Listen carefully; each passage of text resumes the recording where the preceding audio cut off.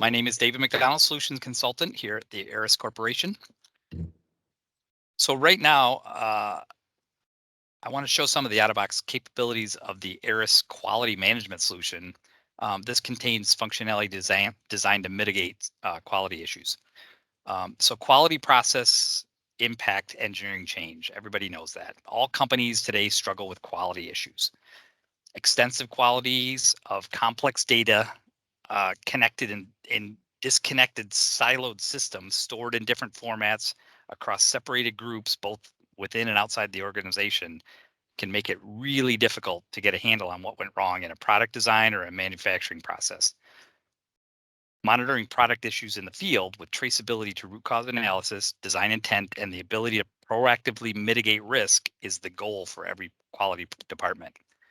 With Aras Innovator, all of this information can be seamlessly connected and managed in our platform, putting the necessary data in front of the right people at the right time to make better quality decisions. So the Aras QMS system contains many quality artifacts, generally grouped into two categories based on when in the product lifecycle they're implemented. There are those that are used proactively to prevent quality issues, things like engineering change orders, which we just looked at, or design and process FMEAs. Then there are those that are designed to mitigate quality issues after they've occurred, things like audits, stop ship notices, rework orders, and more. So having all of these issues after they've having all of these quality items in Aras connected together as an important part of the digital thread will help to simplify the quality process compliance and improve productivity. So let's continue our story here from the extruder assembly quality perspective. And you'll notice, here I'm using the same interface from product engineering to quality. It is just a single interface. And I want to point that out because all of our applications are based on the exact same interface. And so if you know how to use one, you can transition to use more of these applications as they become available to your organization. So back in my extruder, we talked a little bit about the ECO. Oops, I'm not in my extruder. Here's my extruder. About the ECO. Well, here's a problem report. And this is typically the start of a quality issue where somebody issues a problem report. There's something about a problem. This is here's the title of it and description, information about the problem report. I'm not going to go into detail about an Aras item anymore because all of that information about the item is available here. The related data is available down here. Custom viewing icons. I can look at the item that's related to this, and I can see it in 3D. That's not the point of this conversation. This conversation is about tracing this problem report and seeing how it's connected to the quality system. So I can use the where use functionality to see that this problem report is used in a corrective action plan. So the corrective action plan, or CAP item type, is really the heart of the Aras quality solution. It collects all aspects of the quality data into an easy to understand interface. It uses the 8D or 8 disciplines methodology as a guide. The CAP form itself here at the top contains the basic information about the corrective action plan, including the team members involved, severity, problem description, and other relevant data, as we've seen with all Aras item types. Here on the sidebar, we can see the files and the documents that are associated with this particular quality or the other related quality items are all rolled up here and consolidated for easy access. But again, the real power of this item and Aras in general is these items at the bottom, where each tab contains links to other managed quality items in the database, and they're categorized by the progress level of that item within the CAP, starting with quality events and ending with preventative action. So let's see how this data is organized. So let me put this in edit mode here real quick. Quality events. These contain those items that would be the reason a corrective action plan is needed to begin with. It's designed to collect the information to identify the issues, things like problem reports, non-conformance reports. If I select adding a new, you can see there's also audit findings are found in here. And each of these quality events are items themselves uniquely defined, and they're managed in Aris Innovator, each with relevant properties and relevant related data with independent life cycles and independent workflows. And again, because of how flexible Aris is, administrators can easily configure any item type to be captured here in this quality events tab, and that's all traceable back. As you saw, I went from the problem report to this cap, and all of the information about the corrective action plan is available here. For example, let me open up this nonconformance report. Um, Again, we can see, like all other Aris item types, it connects to other related data like the part and the location, but also captures properties that are specific to this type of data: inspected, rejected counts, and where this nonconformance was discovered. And again, all of these properties can be added, removed, deleted, changed. Any item type can be configured exactly the way it needs to be done for your business model based on any form that you currently are using. And again, these have their own life cycle. Here's the life cycle for the nonconformance report, and a workflow that drives those activities to the users that are assigned to. And while I'm talking about that, I didn't have that into the demo officially, but in the my in basket is where all of those activity assignments are compiled for each user. So if you're involved in a workflow, you'll get a workflow task from that item that you need to process. So you would process it by double clicking. Here's the information about the activity that you've been assigned. This is some submit request for an ECO. You tell the system that you've completed those items, and you can vote. You can either submit it, cancel it. You can delegate it to somebody else if you have permission to do it. You can refuse to do it, which will escalate and probably maybe get you fired, but that's another story. Back in our cap, the containment tab contains links to those items that will define and implement actions to isolate the problem from any customers. Things like hold notices, purge notices, stop ship notices. And again, those can be configured to be any type of data that you need to be tracked here. And they're meant to be short-term solutions for this problem. The analysis tab is where root cause analysis is has been determined to be the cause of the problem. And the Aris Office connector is enabled for this root cause analysis item type to assist with this activity. So Office documents can be created using templates of standard quality analysis methods like 5Y or Fishbone or Fault Tree, and then attached directly to this corrective action plan from within the Office application. And let me show how that works here. I can get a new Word document going here. So here's Microsoft Word. Sure you're all familiar with that. And if I can squeeze under this menu here, I can connect directly to the Aris system, create a new Aris document, and there's different types of documents. These are various types of documents within the system, and I'm going to create a 5 Ys document. When I pick this type of document that I'm going to create, I got to log in here.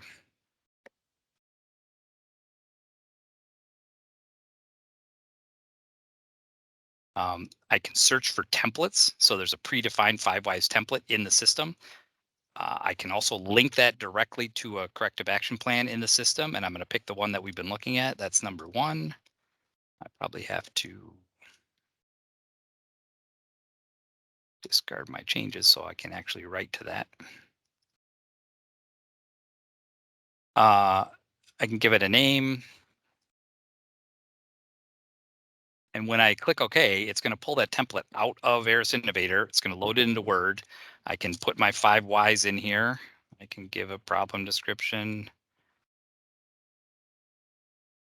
and fill out the form however I choose to fill it out. And when I check that back into Innovator, it's going to create a new document in Aris Innovator. It's going to take this document file from Word. It's going to attach it to that document, and it's going to attach that document to the corrective action plan. So let's pop back in there. Here's my corrective action plan. Oh, I think I might have. Oh, I did attach it to the right one. So here's the root cause that I just created from Word, and so I didn't even need to have Aris Innovator running. If I open this root cause analysis, Here it is. Information about the root cause analysis with properties pulled directly out of that Word document that I was in. Here's the description that I typed in Word. It automatically populated the data in Innovator, and it automatically creates my 2D viewable that's available immediately for anybody that doesn't have Word and needs to see this data immediately. Corrective action tabs holds the links to those items designed to do just that, take corrective action on the problem. Things like deviations, rework orders, and waivers. And again, these all are their own independent item types that can have their own workflow, properties, lifecycle, everything set up exactly the way you need it to work. And then finally, the preventative actions tab, we're going to spend a little time here, contains those things that are designed to prevent the problem from occurring in the future. So in this case, we have a couple things here. First of all, we have the ECO that we looked at and that was linked to the part. It's also linked as part of this corrective action plan. So I can get to that from here as well. So you can see the linking is not just one way. It's kind of like a spider web, as that graphic that Lloyd showed earlier, where everything is linked to everything else. People call it the digital thread, but it's almost really like a digital fabric because there's so many different connections from one thing to another. We doing on time here? I think we're good.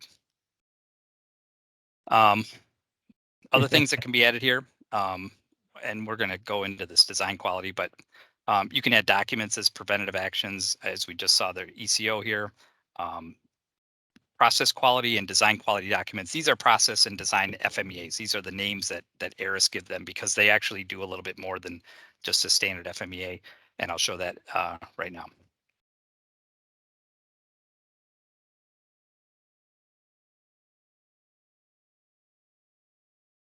So if I open this design quality document,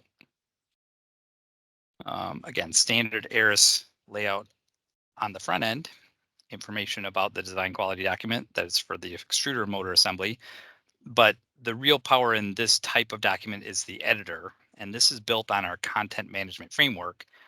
It looks similar to Excel over here, but this is built on a predefined structure of hierarchical data that determines what type of information can be put in there. So if there's quality people that understand the FMEA process, and this is built based on the AIG form, the information here in the structure is connected to the information here in the cells.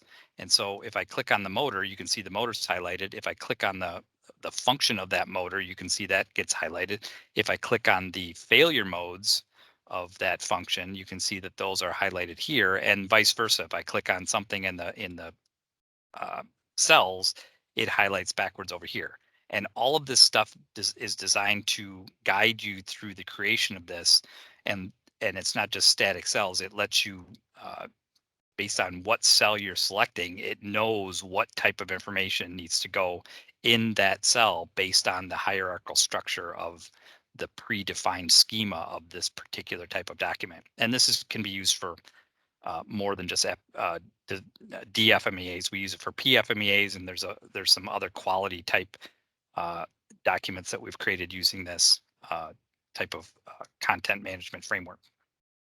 But one of the more powerful features is, and let me go back to my cap so I can really show how this works. Um, here's my original root cause analysis that was on this cap, and when I open this, you can see that there's actually a cause that's associated with this, and that cause for the overheating is that was a low performance fan was used, and over in my DFMEA, I see that there's a low performance fan used, but I see the little indicator is orange, and that's because this cause, somebody has modified it and added a bunch of X's on the end. And I did this for just demo purposes, but just to highlight the fact that this whole form, each one of these cells can be linked back to a piece of data in the system. So this particular cell is linked to this cause, which is its own item. It's a very simple item, but it's an item nonetheless. And all of these cells can be linked back to the data that they're connected to, and to let you know whether that data has changed since this was put into place.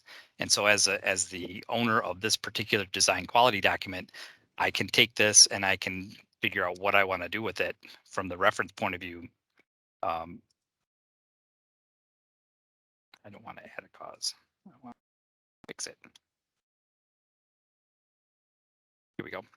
I can ignore it, or I can pick in something new, or I can just say update, in which case it will go back to the original managed item, and it will take the content of that managed item and populate this form with the information from that external source. So it can pull all of that information into the single document automatically. And now you can see when I've updated that, this indicator has turned blue, and the content of the cell has been updated to match the content of the actual cause. And again, all of these cells can be configured to pull data directly from other information in the system, making it easy to keep track of whether this has been up to date. Standard functionality for the DFMA, where it takes a severity occurrence in the detection and calculates the RPM, replaced or enhanced with the VDA AIAG form, which has some different methodology for calculating what needs to be done with all of this information. It uses this concept of a action priority rather than RPM, but and we are putting together something that accommodates for that. Along a similar note, let's take a look at what a process FMEA might look like. I have here process quality documents. Let's grab this guy, and let's only grab him once. So I've added a process quality document, which is the equivalent of a PFMEA to my CAP form, and I can open that again from here, just to show some similar, yet it's process related.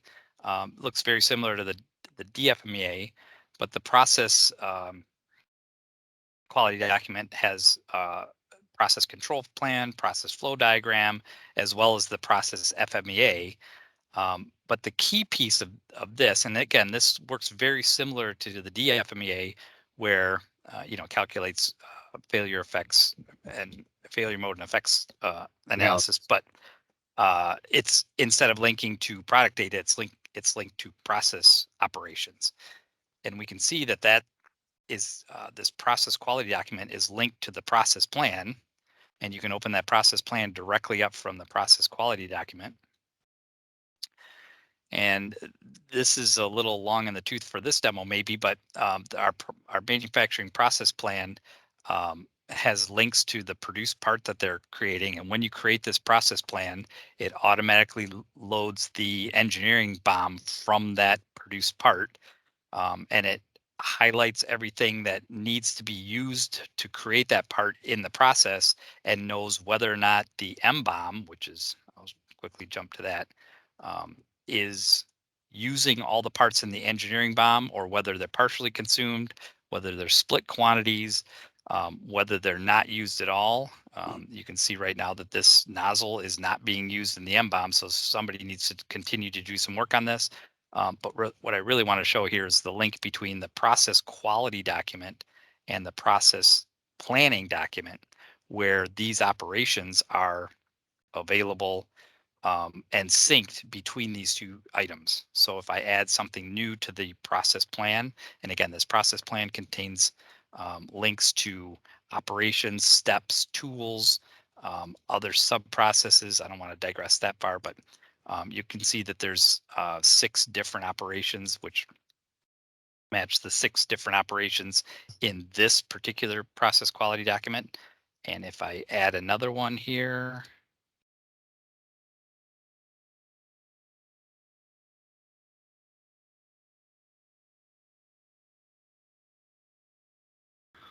so I'm going to name my operation ship and do some setup and cycle times. And when I hit done, it'll add this new operation into my process plan, prompting me to add potentially new uh, tools, all the information required to make the process work.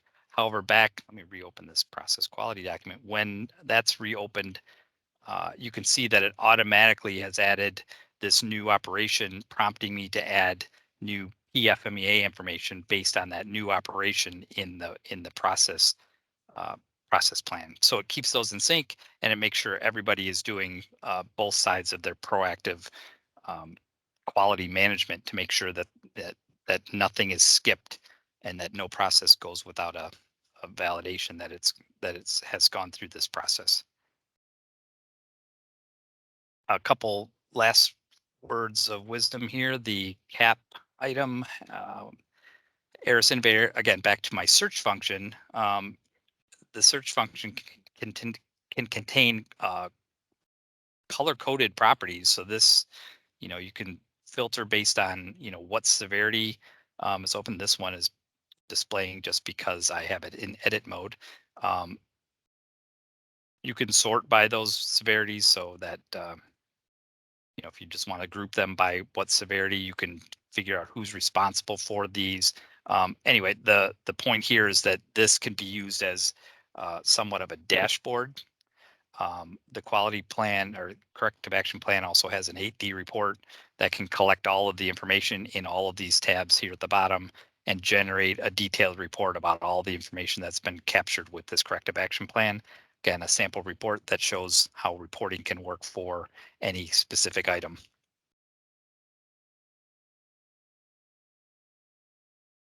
So that's the Aris quality management application. It really is a comprehensive solution. It provides cross-disciplinary teams and the extended supply chain with the powerful closed loop capabilities because you can get from the quality event all the way through the preventive actions and know that this quality has been taken care of. It helps to manage risk, improve quality, and meet customer requirements. So I have one more piece that I just thought I'd show. It's not really, I'm not sure that it's really set up for this demo, but I think it's important to show. I'm going to go into a different screen here and log in as Samantha Adams, who's a supplier, and see what it looks like from the supplier point of view, just so you can kind of see what that might look like. So the concept of Aris for a supplier portal, everybody asks, do you have a supplier portal? Our answer is, well, we have Aris Innovator, and you just configure the Aris Innovator client to give the supplier what they need access to, and that's really up to you to choose what it is that is. I mean, we can't tell you that your supplier should see this or your supplier should see that. So you can see as an example, my logged in as Samantha Adams. I have very limited access to functionality. If I go over my table of contents menu, I can see that I have just a few things available, but I do have, my in basket, and I can see, I can be given assignments from the Aris Innovator workflows. If I go search for parts, uh, I can search for all these parts, and I can only see the parts that are assigned to Acme Vision Tech, which is where Samantha works. So that is the concept of how our supplier portal works. There's really not a whole lot more to be said about it.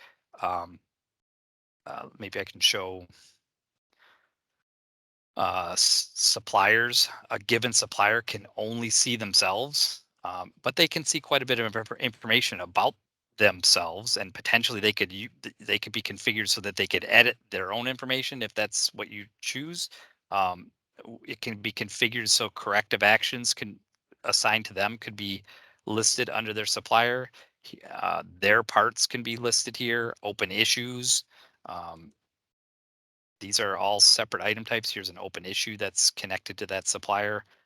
Those open issues are connected to lessons learned, to meetings, to sign-offs of who did this open issue. Um, Supplier ratings. Again, this is not out of the box, but this was configured just to show what some of the capabilities of the system are. There's a self-evaluation where they can hit. I guess I don't have the ability to update this. Um, as the supplier. That's because Um, you're yeah, Samantha. yeah, I'm Samantha, but I can see it, and I guess I can get some information about where I need to make improvements. Um, Bulletins, manuals, and PPAPs are all available here. And again, this is, you can configure any kind of related data that you want here, any kind of information you want on any of these forms. So this is just to kind of show you what potentially is available. And if you don't like it, it's very easy to change and very easy to package it up. And if you do make changes, it doesn't matter, from you're not going to box yourself into a corner. And I know you guys are mostly paper based, so you probably haven't experienced the pain of, maybe some of you have, of buying a solution and it works great, but then your business changes and it can't change, or you have to pay a lot of money for that change. And then you get stuck into a corner of when an upgrade comes that you need new functionality. And then you either have to pay a bunch of money to make those changes again, or you just have to live with the old version. So that doesn't happen with Aras Innovator because we upgrade you as part of your subscription at no additional cost.